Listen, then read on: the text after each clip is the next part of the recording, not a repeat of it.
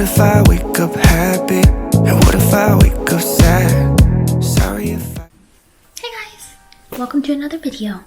Today I'm going to be talking about some of my favorite Japanese products that you probably do not know. I'm not going to be talking about brands like SK2, Shiseido, or even Shu Uemura because those brands are pretty well known internationally. I'm going to be talking about some brands that are lesser well known, but the products are just as good. And recently there's been a pretty big trend, or not even recently, for the past year or two, there's been a very big uptick in Korean beauty, but I feel like Japanese beauty is just as good as Korean beauty, and nobody really talks about it as much. And I want to really hype up the sort of black sheep of the Asian beauty community, which, I mean, on Reddit, a lot of the times they talk about Japanese beauty, but on YouTube, you never hear about Japanese beauty, really. And I mean, people are just missing out. There are so many good makeup, skincare products that people have been missing. So, let's start. One of my favorite high-end brands from Japan is called Rere Cosmetics. And this brand, their products are quite expensive, so something on the higher end side. But they are really well known for their highlighter, and they also have a really good foundation. Their highlighter, which I actually have one right here. This one, which I've used before, it's their Shimmering Glow Duo. This is in number 1. So basically it has two sort of shades. This one is the highlighter and the other one is kind of like a blush bronzer type thing. All of their packaging is very minimalistic, sort of like this, and their products are just very high quality and they just feel nice when you use them. They have makeup and skincare products, but I think they're more well known for their makeup. Their foundation I have used before, but I don't have it with me because I've finished it, so I've moved on. And the whole aesthetic of the brand just like really made me fall in love with it. I really care about packaging, which I think is very materialistic of me to say, but it's just something that I do kind of care about when I choose my products. I want the products to work as well as they look, and that's just something I am a little bit picky about. Something that's a little bit cheaper is the brand Shiro. The image of the brand is very, very similar to Rere Cosmetics, where it's very simple, very minimalistic, and they also do makeup and skincare. I've never personally tried any of their products before, so I can't really say if products are good or not, and which products are good, I don't even know. But I can say that if you are thinking about buying some products from Rere, but you think, oh, the price might be a little bit too expensive, I would probably look at Shiro for a little bit more of a cheaper price point. But if you're looking for more makeup suggestions, another brand that's very popular is SKU. Yeah, SKU is also really well known for their makeup products. Yeah, I don't exactly know particularly which products are the best, but I think their eyelash curler is pretty well known. Yeah, SKU is very, very high end. That's why I've never bought anything from them before. So to move on to something that's a little bit more mid-range, that's not as expensive as SKU, is Opera Cosmetics. And Opera Cosmetics, they specialize on 2 types of products, and that's lips and mascaras, I believe, though they're more famous for their lip products. I have a bunch of their lip tints. They have 2 types of lip products, and one is the lip tint, which is it's a thicker tube and it's shorter, and they have another one which is like a sheer lip something. That one's skinnier, but their lip tint is the better product. They're very moisturizing, and very surprisingly they last longer than expected. They are literally one of my favorite lip products for daily wear. When I literally if I'm on the go, I will grab one of them and just swipe it on really quickly. They are really good for something quick, something fast, and they're only like $15, which I think is not super bad. They're $15 in Japan, 15 to 12 I think in Japan. Compared to other lip products in Japan, it's a little bit expensive, but they're just so good and I highly recommend them. Speaking of lips, one of my all-time favorite lip products comes from the brand Noru. No, or NOR, actually don't really know how it's pronounced. But this lipstick is probably my favorite lipstick. I compare these two a lot. This one is not as long lasting as this one, but I think it's very moisturizing and I really like the color. It has sort of like a balm in the center of it, and that's what makes it very moisturizing. But this brand kind of is not well known at all in Japan, and I only knew about it because I saw it at this cosmetic store when I was in Japan. They also have like a cream eyeshadow palette. I mean, it's very basic. I think the lip product's only better. So I do really highly recommend this brand. So another brand that I'm also super into recently, not recently, but for a while actually, is Fujiko. They have this that went kind of viral, I think in China maybe it went viral. It's the Fujiko Mayu tint, and basically it's like a tattoo for your eyebrows, a temporary tattoo. And I really like this product too. It basically makes you have brows for like 2 or 3 days and you never have to touch them up. And then another product that also I really like is what's it called? It's like a face powder, but it's actually like a liquid face powder. It's kind of dirty because I've used it a lot, but it's actually like liquid face powder, so it's really good for people with dry skin and also really good during the winter times, though they do market this more in the summer.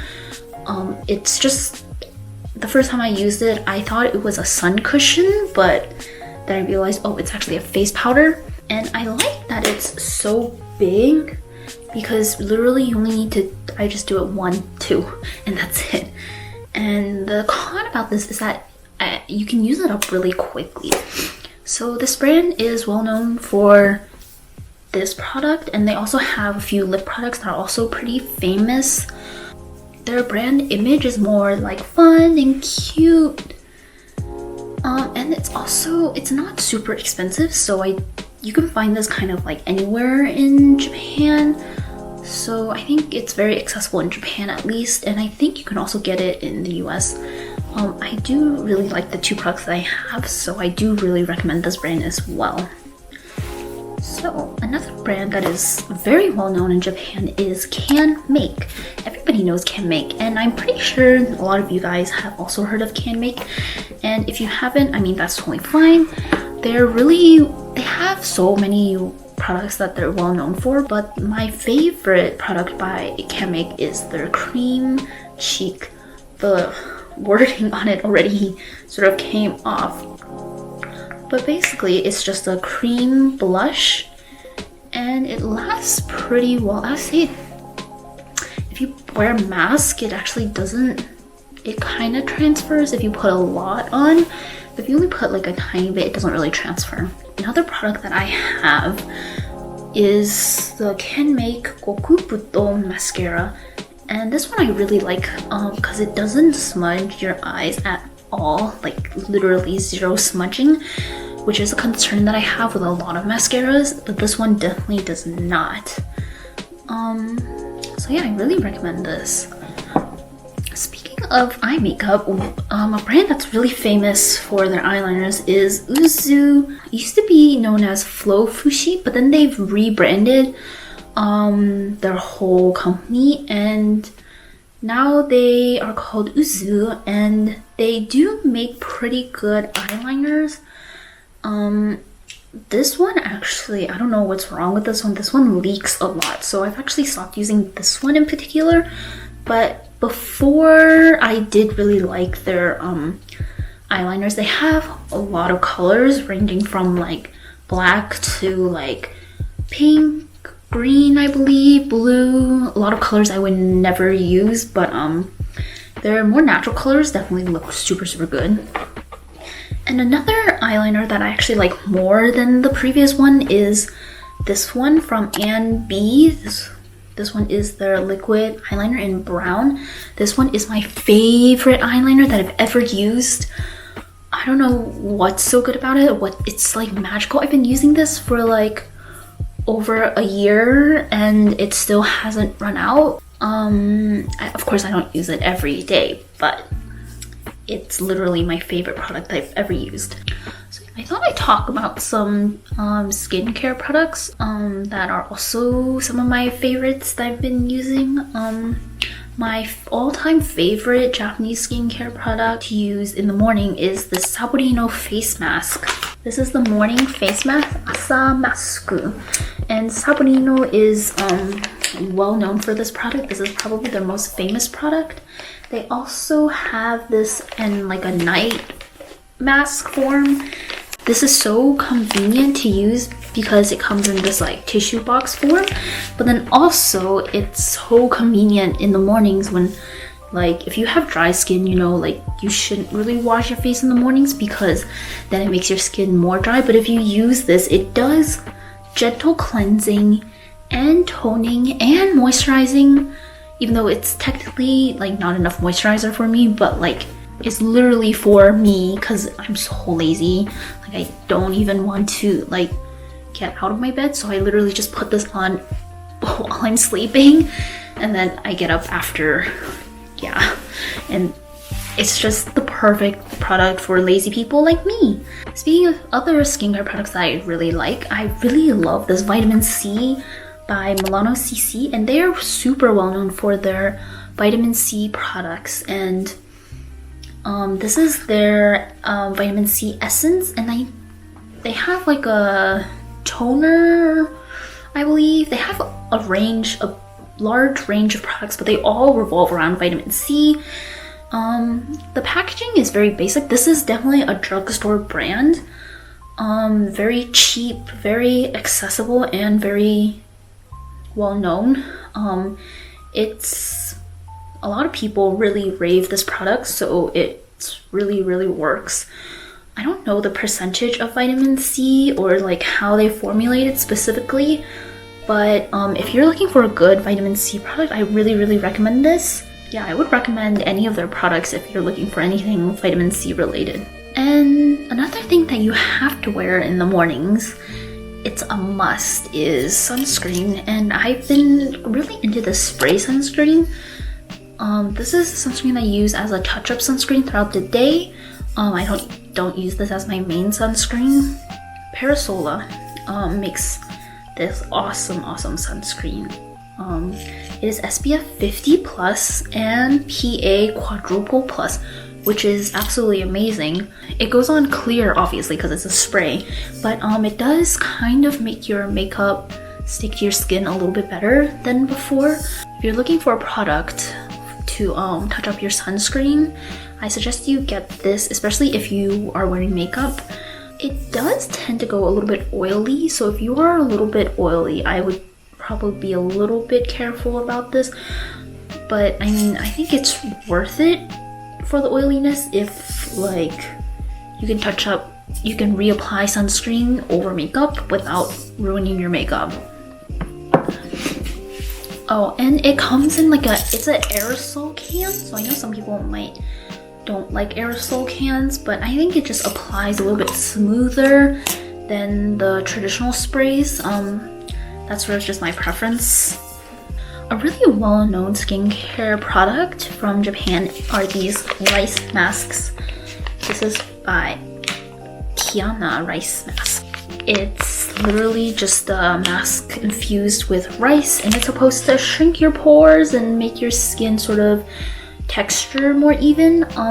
I really like this for the moisturizing properties, and it's 100% made in Japan. And this is really good because it comes in a pack of like, how many?